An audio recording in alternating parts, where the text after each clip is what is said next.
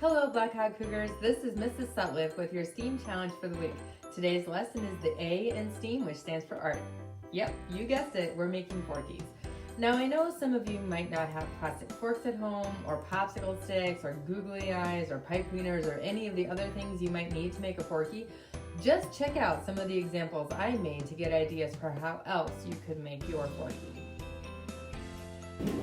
This is a classic Forky. I made this guy out of a paper plate with the hands and the feet, some ribbon, and there's a spoon.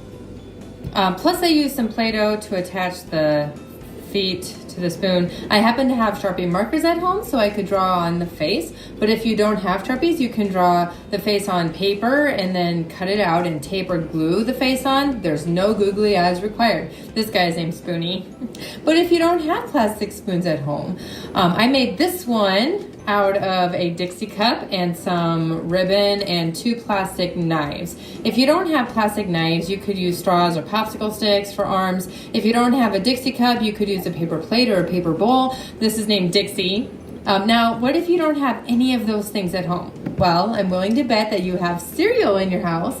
Even if you don't have an empty cereal box, you can still take the bag of cereal out of the box and then use the box now. Just promise your parents that you will eat the cereal later.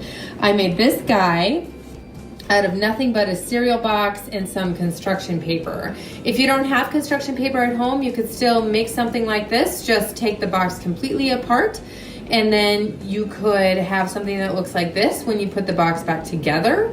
And you can easily draw on this with markers or colored pencils. And then you would just put the box back together like I did. If you're going to cut out the mouth like I did here, then I suggest that you do that when the box is apart instead of trying to cut the mouth out after you put the box back together. I actually had some trouble with that because I cut the mouth out while the box was put together. It was not a good idea. So I'm going to show you how you could take a box apart and then put it back together in just a second. Here I have a granola bar box. This will work with any cardboard box of food that you might have in your house, such as a macaroni and cheese box, or a fruit snacks box, or a rice-a-roni box. So what you're going to do is find the parts in the box that have been glued together, and you're going to pry them open right there where the glue is, like this, so that you don't have to cut or tear the box at all. Just like that, and then it will not ruin the box. So I'm just gonna show you. I'm prying it apart right here where the glue was. Okay, so now you have a box that you can color the inside of, and then it'll be the outside when you put it back together. I suggest that when you're putting it back together, you use glue, which means that you will have to let it dry when you put it back together for quite a while so that it doesn't fall back apart. Just put the glue on the box right where you pried it apart, where the glue was. You can see that. It'll be a little tricky because it'll be this side, right where the glue was. Okay? And then you put it back together. While you're waiting for it to dry, it might be a good idea to hold it for a while so that it doesn't fall back apart. It's also helpful to really fold down along the creases of the box, right? All the creases, folding them back the other way so that the box wants to stay open the other way instead of trying to fall back open on itself. So right here I would fold it, and right here I would fold it. And then folding it there, like really folding this down good so that it'll want to be a box again. So then I would just put glue right here. You can see where the glue was. I could even put the glue there and then fold it down this way.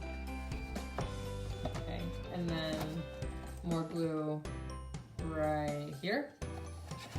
And then push it down. And then you can see there was glue right here. So put the glue there and then pull it down. And then you will have a box that is inside out.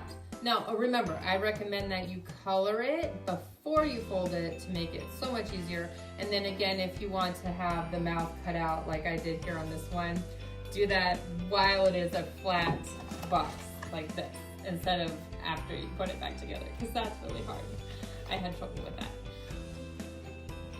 So there you have it, 3 different ways to make a Forky that is all your own.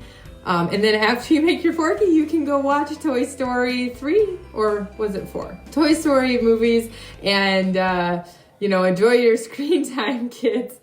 That's it for our theme challenge for this week. Thanks for joining me, and I hope to see you next time. Ooh, and then go ahead and leave a comment down below and let me know if you did this activity. It'd be great to hear from you.